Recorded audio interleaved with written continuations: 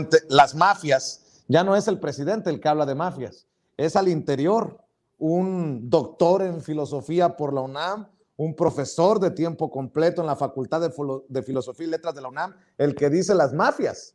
Y me llama mucho la atención cómo se ha ensuciado, se ha envenenado el debate por los odiadores de López Obrador. Muchos ni siquiera son egresados de la UNAM, pero ahí están opinando y no le preguntan a los que están al interior de la UNAM, ¿no?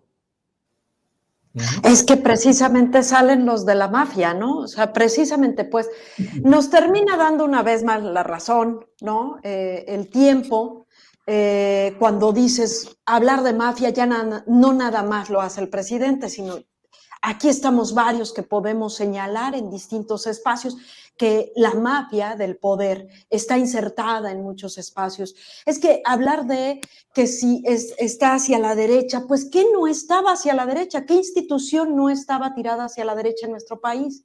Pues por eso estamos transformando este país, pues, o sea, a mí me parece que quien se desgarra las vestiduras, ¿no? O quien quiere tomar este discurso para decir, bueno, es que la UNAM no está, pues, o sea, ni que hubiera estado en una burbuja y se hubiera quedado ahí detenida en el tiempo y no le hubiera tocado la avalancha del neoliberalismo, ¿no? Pues, o sea, a mí me parece, y bueno, y aparte reafirmo esto que dice Gerardo, pues, ni que fuera la única universidad pública, estamos hablando de las universidades públicas y es más, no solamente de nuestro país, sino a nivel mundial, pues, o sea, el neoliberalismo vino a hacer eso, pues, es la tendencia, pues, que tenía cierta conveniencia de incluir esto también, permear también en las universidades, digo, para poder educar a estos hijos, ¿no?, del neoliberalismo.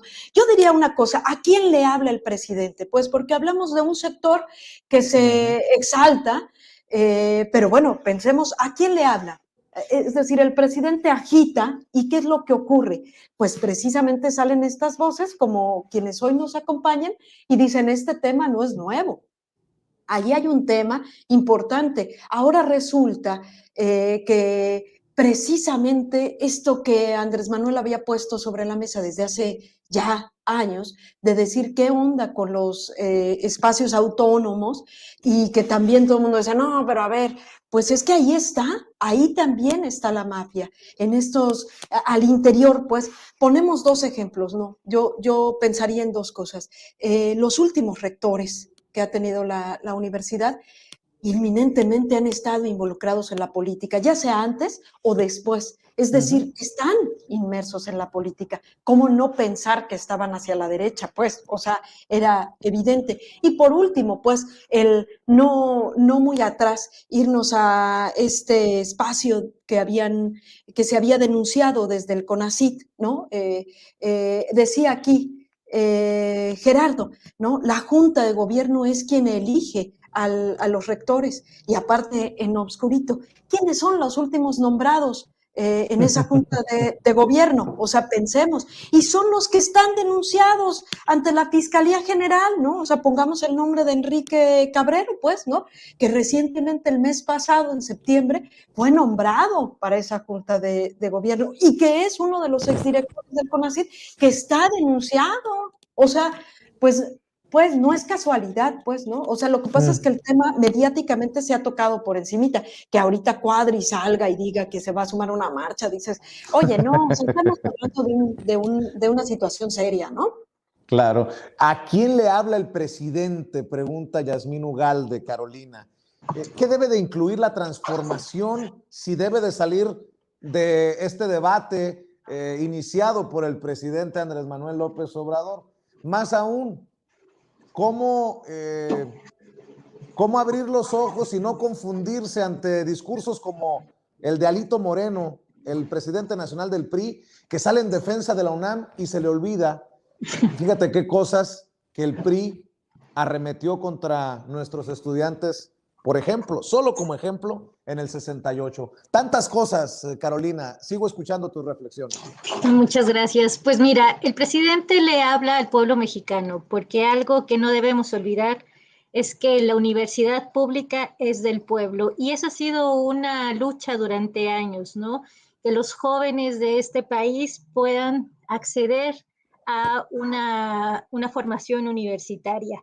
Pero también el presidente le habla a la verdadera comunidad universitaria. Estoy pensando en los alumnos, estoy pensando en los profesores de asignatura que están precarizados, estoy pensando en los profesores que no han podido verse beneficiados por los apoyos o por los estímulos que se dan en algunos centros académicos.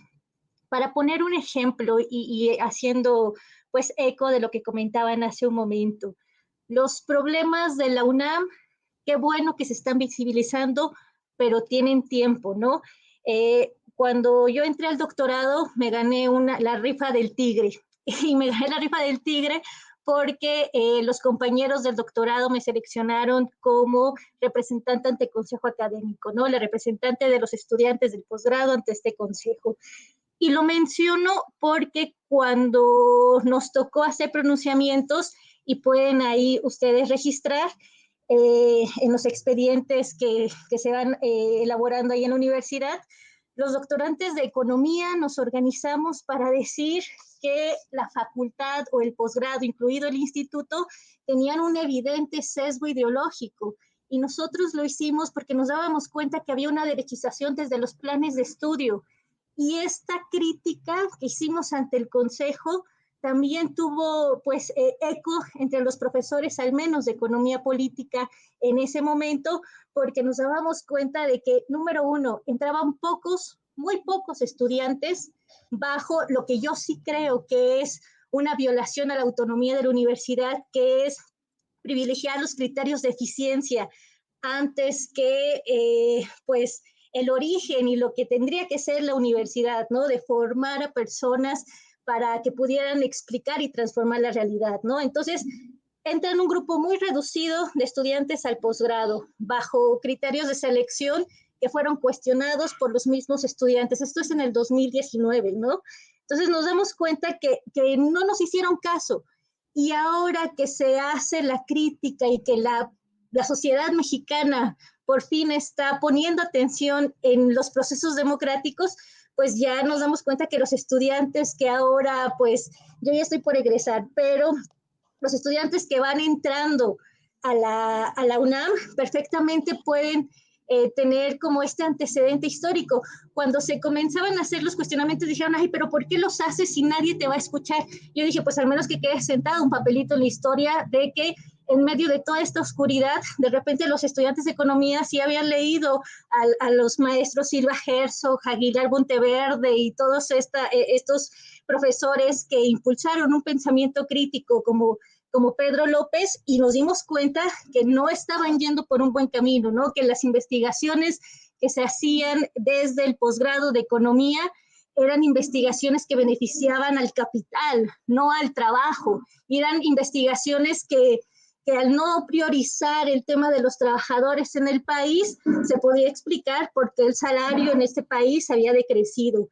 En aras de no explicar o documentar las condiciones laborales y acercarse a la sociedad, pues estábamos reproduciendo esta derechización que se dio a nivel nacional, ¿no? Entonces la UNAM es como esta muestra de lo que ocurría en el país. Por supuesto que yo acabo de mencionar que habían profesores que eran críticos, habían profesores que estimulaban y que además tenían muchísima vocación, pero también habían otros que tenían una marcada línea y era complicadísimo ir debatiendo, ¿no?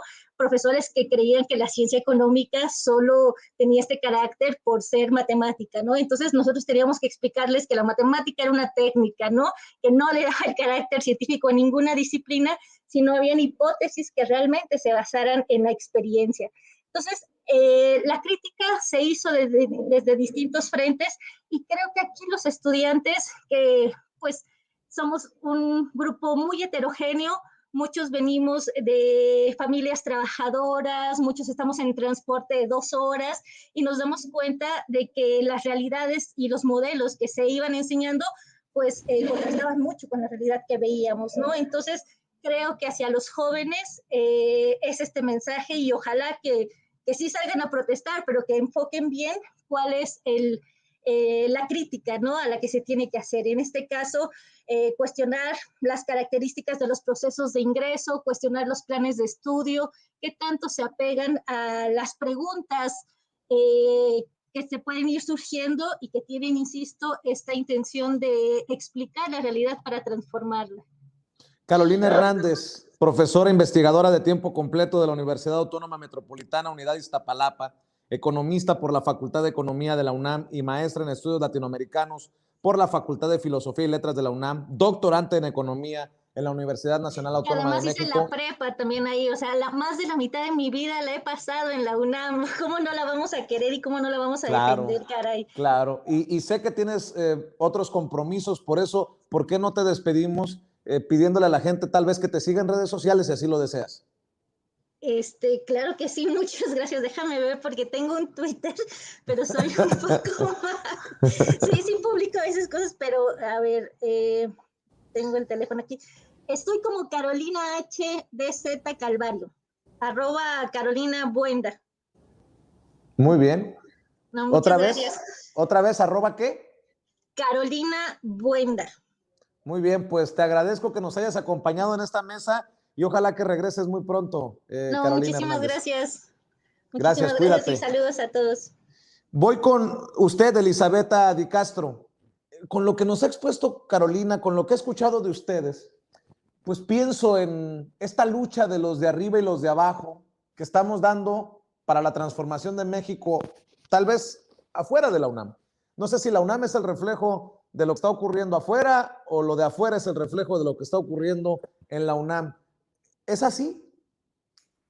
Bueno, sin duda la universidad no es una isla, o sea, su creación y su desarrollo ha acompañado la historia de este país, ¿no? Entonces, por eso es tan importante, más allá de los mitos y de cómo se autopresenta la universidad, sin duda ha jugado un papel importante, sobre todo en la creación de las instituciones, si estamos pensando en la primera mitad del siglo pasado, ¿no? Entonces, la universidad, sin duda, no es una isla. Lo que está pasando afuera tiene repercusiones adentro y dependiendo del momento histórico, algunos eventos que se dan en la universidad marcaron el desarrollo, ¿sí?, del país, ¿no? Yo creo que el movimiento estudiantil, y no solo obviamente hablamos de la UNAM, ¿sí?, hubo varias, como sabemos, escuelas públicas, ¿no? Es como el clásico ejemplo, ¿no?, que podemos tener, que la universidad también repercute en el desarrollo, ¿no?, más allá de la formación de ciudadanos y de el desarrollo de las profesiones, ¿no?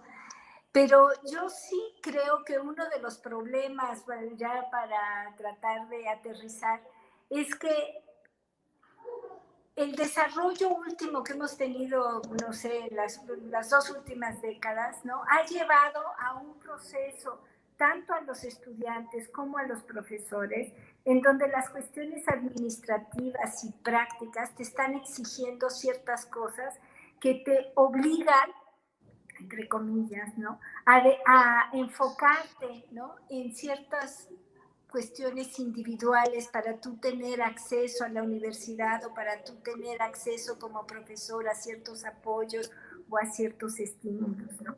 Entonces, ahí la idea, bueno, el propio SNIM, ¿no?, son proyectos que llevaron a la educación y a los maestros a una dinámica muy distinta de la que nosotros veníamos. Yo ya tengo casi 40 años trabajando en la universidad. Entonces, ese ambiente académico de resolver problemas conjuntamente, plantearnos, se fue perdiendo por las propias dinámicas institucionales que se fueron implementando. Entonces, yo tengo esperanza de que los debates nos van a llevar a recuperar esos espacios que antes teníamos, recuperarlos, darles nueva vida, y ese proceso de democratización que necesitamos. Es a lo que me refería en mi intervención anterior. Tenemos que volver a hablar, a discutir, a proponer desde la vida misma académica, los propios estudiantes, los propios profesores, y no olvidemos también a los trabajadores, porque los trabajadores también han sufrido estos cambios, ¿no? Claro, ahora se menciona mucho la situación de los profesores de asignatura y sin duda, ¿no? Los profesores de asignatura son los que están en peores condiciones y en condiciones muy desventajosas, ¿no? Para no solo a nivel laboral, sino de desarrollo personal y académico. Aquí lo único es que hay que tener cuidado de los números que se manejan, ¿no? Porque el profesor de asignatura, hay muy diversos profesores de asignatura, ¿no? En la universidad tenemos muchos profesionistas que además quieren dar clase, entonces son profesores de asignatura. También tenemos muchos profesores que son tiempos completos en otros lados y además dan una asignatura. Pero sin duda, los profesores de asignatura que no tienen ningún otro recurso, no tienen ningún otro estabilidad laboral, pues claro que es un problema que la universidad tiene que resolver y las medidas que se han tomado son completamente insuficientes. La universidad tiene que voltear a ver y la propia comunidad tiene que ver qué es lo que vamos a hacer para resolver esos graves problemas que, claro, la crisis, ¿no? Y el hacinamiento y estos 2 últimos años complicados los volvieron visibles y también en muchos lados se han incrementado los problemas, ¿no? Pero bueno, entonces yo pondría democratización por un lado, ¿no? Y reconsiderar todos estos proyectos o estas líneas institucionales que llevaron a la idea del punto, la idea de la competencia, la idea de estas evaluaciones permanentes que nos están quitando justo esos espacios académicos de discusión y de vida colegiada. Muy interesante que alguien con 40 años al interior de la UNAM se exprese abiertamente aquí en Sin Censura. Profesora Elisabetta Di Castro, no sé si quiera compartir sus redes sociales y obviamente que quede la invitación abierta para que regrese cuantas veces sea necesario para exponer sus opiniones en este espacio, en esta trinchera independiente, Elisabetta. Muchas gracias. No tengo redes sociales, puedo darles... ¡Qué bueno! No la juzgo. ¡Qué bueno! Se está salvando de muchos problemas. Sí, todavía soy a la antigüita, correo electrónico nada más.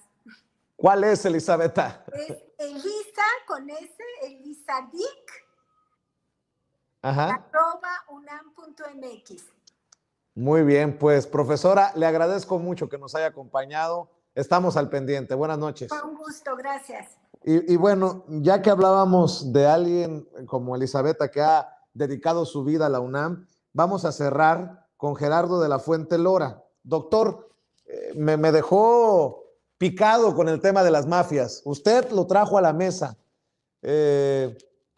Y pues en la sociedad estamos luchando contra las mafias del poder, los arreglos en lo oscurito, en fin, ¿hacia dónde nos lleva este debate desde su perspectiva? Es que podamos hablar abiertamente de ciertas cosas, porque dentro de esta mitología de la UNAM y dentro del funcionamiento de la mafia del poder universitario, está esta idea de que estaba prohibido a la política en la UNAM. Los partidos políticos, las posiciones ideológicas firmes siempre fueron descalificadas porque no se valía politizar la vida universitaria y sin embargo todos los rectores y todos los miembros de esta mafia eran priistas. Yo creo que con esta cuarta transformación uno de los resultados que tienen que ocurrir es que la universidad tiene que cambiar, porque la universidad estuvo integrada dentro, formó parte del dispositivo político que giraba alrededor del partido de Estado. La universidad siempre fue un pilar de todo esto. Y un síntoma de ello es que hoy el PRI ya no la rifa prácticamente en ningún lado, pero las autoridades universitarias son todas ellas priistas, o la gran mayoría son priistas. Cuando el PRI ya no tiene ningún apoyo social, siguen estando ahí en la UNAM. Y debo decir que no solo en la UNAM, en buena parte de las universidades públicas. A fin de cuentas, todo esto de la estafa maestra es un índice de cómo está presente esta mafia, esta plutocracia nacional enquistada en las universidades. No podría haber habido estafa maestra si no fuera porque no hay democracia en las universidades. Nadie controló a las autoridades que se dedicaron a hacer ese tipo de fraudes. Estas mafias universitarias son muy, muy duras, tienen muchos intereses. Hay investigaciones científicas que se realizan para laboratorios farmacéuticos, hay dictámenes de ingeniería que se hacen para empresas, de todas esas cosas, que no necesariamente son malas, pero nadie sabe. En la universidad no se informa de eso. Ahora que decías, Vicente, de si la universidad es reflejo de lo de afuera o lo de afuera es reflejo de lo de adentro, yo creo que un punto muy importante es que hay una gran desigualdad en la universidad. De lo poco que se ha sabido son los profesores de asignatura, que ya mencionaba Elizabeth, y los profesores de tiempo completo o investigadores, pero las desigualdades en la universidad son muy, muy grandes. Yo mencionaba hace un momento solamente ver físicamente las instalaciones de las preparatorias y los SHs comparadas con las instalaciones de los institutos de punta, biomédicos. Es increíble el nivel de desigualdad, de concentración de riqueza que hay dentro de la propia universidad. Y tenemos que discutirlo. Tenemos que discutir las prioridades de la universidad. Por ejemplo, no hay dinero para que haya buenos equipos de cómputo en todos los salones de las preparatorias, pero la universidad tiene representaciones en Londres, tiene representaciones en París, Chicago. En Chicago, me parece que hasta en Sudáfrica tiene una representación la UNAM. ¿Para qué diablos quieren esas representaciones la universidad? Y ese no es solo el problema. Es que, ¿quién ocupa esas representaciones? Nunca se ha discutido dentro de la universidad quiénes tendrían que ser, si es que aceptáramos que hubiera esas representaciones, quiénes tendrían que ocuparlas. Actualmente Fíjese, son doctor, los hijos. Ajá. Doctor, Dime, qué dime. bueno que me está haciendo recordar mis años en Chicago. Creo que se tiene que investigar bien cuánto se paga y si la universidad es la que responde por esas rentas que son carísimas en el centro de Chicago, en donde está, lo último que supe, la representación de la UNAM. ¿Y qué ofrece la UNAM en ciudades como Chicago? Un curso de carpintería, un curso de bartender. No estoy bromeando, es en serio. No sé, yo no lo sabía. Yo siempre he sido crítico de esto que se llama UNAM en Chicago, como se le haya llamado, porque dices tú, en lugar de elevar el nivel, pues uno se confunde, porque dices, ¿cómo es posible que la representación de la UNAM en una ciudad tan importante como Chicago ofrezca tan baja, tenga tan baja oferta, pues? Claro. Bueno, el punto es que en la universidad ni siquiera sabemos qué ofrece Chicago aquí en México. Y nunca hemos tenido un debate para saber si queremos eso. Porque hay muchas necesidades en la universidad, decía yo, en las escuelas, en las preparatorias, pero también en las licenciaturas. Tendríamos que discutir cómo se distribuye el presupuesto, pero nunca se ha debatido. Tal vez, si nos convencen, si es importante lo de Chicago, lo de Sudáfrica, lo de París, pues hagámoslo. Pero nunca se ha dado un debate. Y lo último que yo decía es que, además, los puestos de representación de la universidad, las direcciones, se dan entre esta misma mafia. Es una mafia que incluso llega a ser familiar. Yo recuerdo en el Congreso Universitario de 1990-91, el que fue resultado del movimiento estudiantil del CEU, yo fui delegado a ese congreso. Allí el Pino, Salvador Martínez de la Roca, que fue dirigente estudiantil en 68, hizo una ponencia donde demostraba cómo se repartían las familias universitarias los puestos en la universidad. Habría que recuperar esa intervención del Pino, pero hoy sigue siendo así. Un funcionario, un secretario administrativo, tiene a su esposa como directora de un centro, sus hijos representan la universidad en algún lugar del país y estamos a tal nivel que son relaciones familiares las que en muchas ocasiones controlan el gobierno universitario. Yo creo que, doctor, que la universidad tiene que cambiar. ¿Sí? Nuestro equipo de producción, le agradezco a Cecilia Vega, que me envíe esto que me parece alucinante. Estamos hablando de UNAM en Chicago y